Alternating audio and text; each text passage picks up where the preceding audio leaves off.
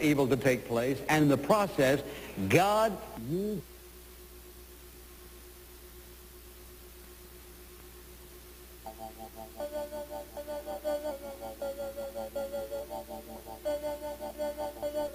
I'm Sarah, and this is my story.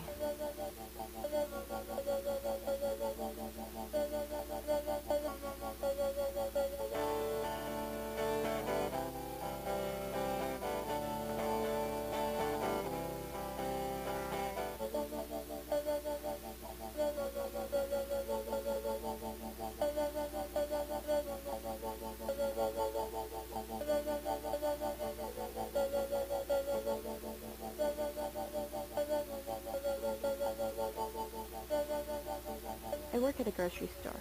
I'm not going to say which one, but if you look carefully, you might be able to figure it out. Oh, man.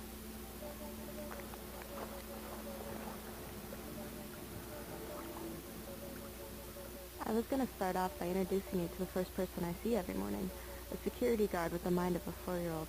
Nice guy, but really weird. Well, I can't do that now because he got fired for telling customers to, quote, move their fucking cars. Oh, well. The people that I work with is what makes working there at all interesting. There are people you probably wouldn't normally give a second glance to, and I probably wouldn't either, but I think that's taught me something. Everyone has a story. Here's 6 of them. Hi. My name is Nancy Luba. I'm the cash department head in the Stop and Shop in Arlington, at least until Friday, at which time I'll be moved to Lexington. I'm sure you don't want to hear about my job, which is a boring job. One time I was in Italy, and you know how they say Italian men pinch you, and it's true. It's true. I was pinched in the Vatican. I was pinched walking down the street. As a matter of fact, the men, I hope I'm not offending anyone, the men were very nice. I was there with a girlfriend. We spent a couple months traveling around. They were very nice, and they seemed to be harmless, but they'd follow you around constantly if you were a female walking around alone. For some reason, they just thought you were fair game. And they'd annoy you to death. That's all they do, annoy you. They wouldn't leave you alone. So at one point, we were walking through the streets of Rome, just a major city, 8 o'clock at night, and it was getting annoying. It was just getting so annoying. I said to my friend, men would come up all the time, hello, you're American. Say, don't say anything. They might not think we're American. They might think we're Canadian or something, or French or whatever. Don't say anything. Don't let them hear us speak. And we walked along. The sun was just starting to go down a little bit at this point. We were looking for our hotel. The 2 guys started following us. They say, hello, American lady. Hello, you want to go drink? Shut up. Don't say anything. Don't say anything to my friend. And she was getting more and more and more nervous. I was just and we walked a little farther, and then there were 3 guys. Oh, look at the American. You talk to us. They're really annoying. Just ignore them. Finally, I turned around. There were 5 guys following me, saying things. So I wanted to have a conversation with my friend. Finally, it got to the point where it was so, they would saying, go away, go away. They wouldn't go away. Finally, I turned around, and the only Italian I knew was fangu. So I said, fangu. And I didn't realize there were about 15 guys at that point. I turned around. They stopped. It was like a bad movie. They looked at me. I looked at them. We started running. My friend was just sheer terror on her face. They started chasing us. We're running through the streets of Rome with these guys chasing us. I really don't think they were going to do anything. They were just going to be more annoying. But they started chasing us. We're running. And finally we get to our hotel. It's not even 9 o'clock at this point, and it was a hotel, remember, it wasn't set back. It was right on the street. And it was big wooden doors. So I opened them. They're locked. It wasn't 9 o'clock at night in Rome, in a major city, and they were locked. We're banging on the doors. Let us in, let us in. This is the true story. I swear to God. The guys are coming around the corner. We see them. Finally, the guy opens the door. And we called him Glenn because he looked like Glenn Campbell. I don't know what he was doing in Italy. He had blonde hair, but we called him Glenn. And we closed the door, and that was the end of it. So we were really happy that nothing happened. And my friend, of course, needed a drink, so we asked him to send up a drink. So 5 minutes later, he knocks on the door. He has a tray with 2 drinks. He comes in, sits down on the bed, and passes the bed on both sides of him like this. I don't know if he spoke English. He just, at that point, I said, you know, I said, this is true. I said, go. go, go, go. And he went like this and he left. That was it. The men in Italy were harmless, but annoying. It was amazing. And we had those kind of experiences all through Europe. When for some reason they feel if you're not with your husband or somebody who's controlling you, I don't know, that's the impression I got. They get your fair game, and you can just be annoyed to death. But that comes to mind. That's the story that comes to mind. My name is David DiPasquale. I like working here. I like some of them, but nobody wants me to leave this store. Because the customers, I don't mind working here, though. The customers are a pain, though, but I do like working here. I really do. I really do like working here. So, for doing it that long, been with the company 17 years. A long time. Getting the carriages, doing the bags, bagging, sweeping the store. Anything they want me to do, I'll do. I have to. So, I like living with my parents. I like living at home because I have my uncle next door, takes us to all the sporting events. If it wasn't for him, we wouldn't go to any, college games, the Bruins, Celtics games. We wouldn't be able to go if I didn't have him to get to go out and get the tickets. So I like living at home. I like it, and it's a nice neighborhood. I like living at home. I won't go anywhere else, believe me.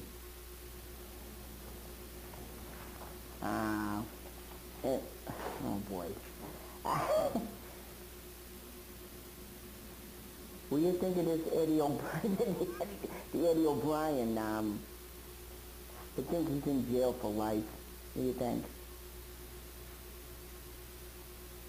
And this kid that got, these two punks got, the kid in Cambridge, they took him to New Hampshire, and now they're gonna have to find the body, and they haven't found it yet. So that's gonna be tough, real tough. But then they want what don't they have in Massachusetts? The death penalty. He wants the death penalty in Massachusetts.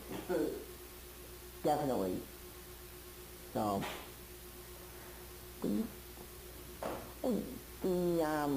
the traffic reporter, you don't listen to either, used to be WROR, do you?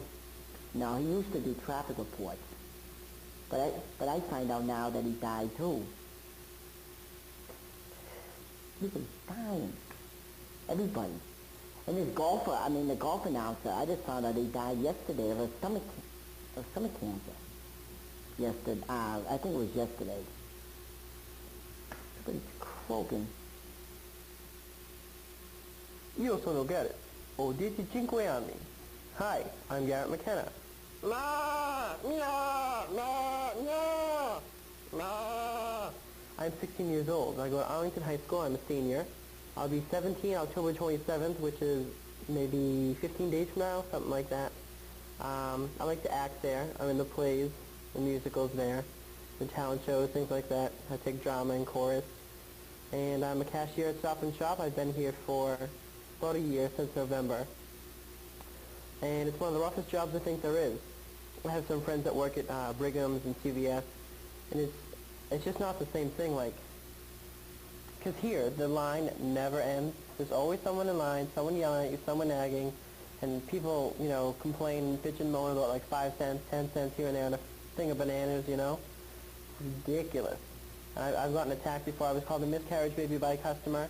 I've been told I make customers throw up. I've been called stupid. People, verbally attack me. One time almost physically attacked me, but, I fought them off.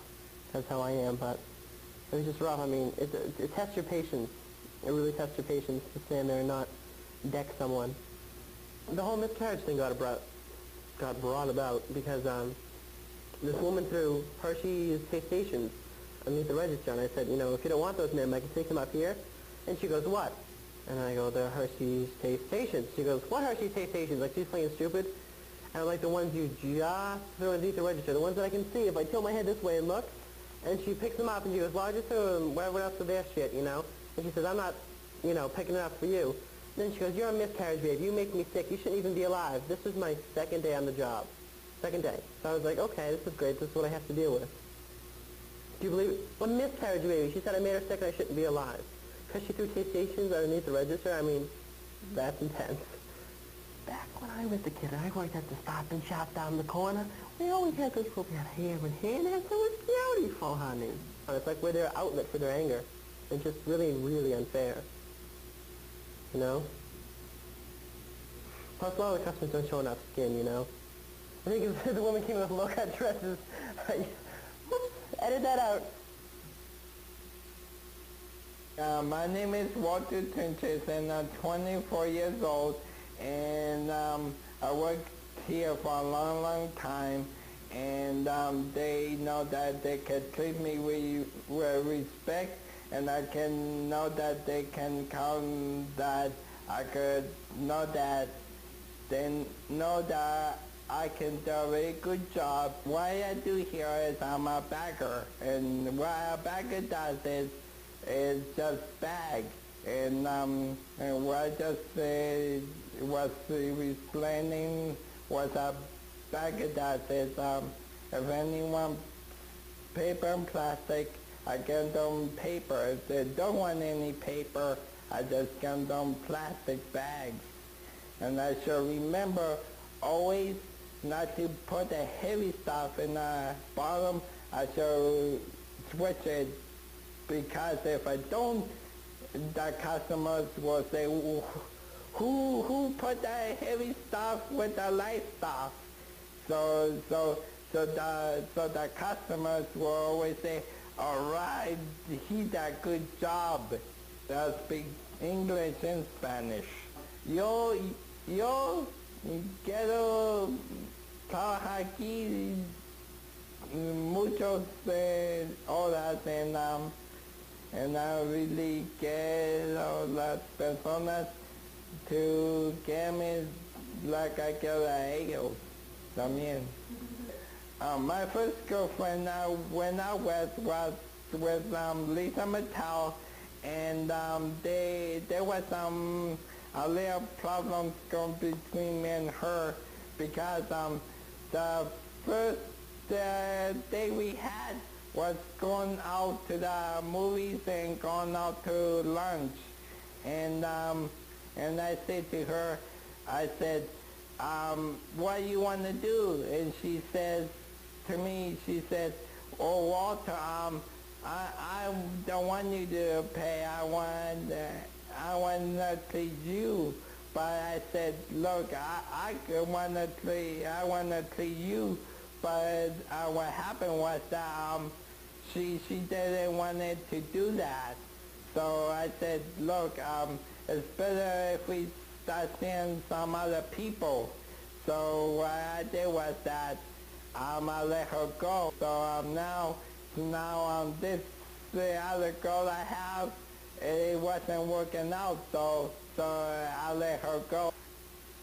Jackie, she was pretty cool, but she wasn't that cool.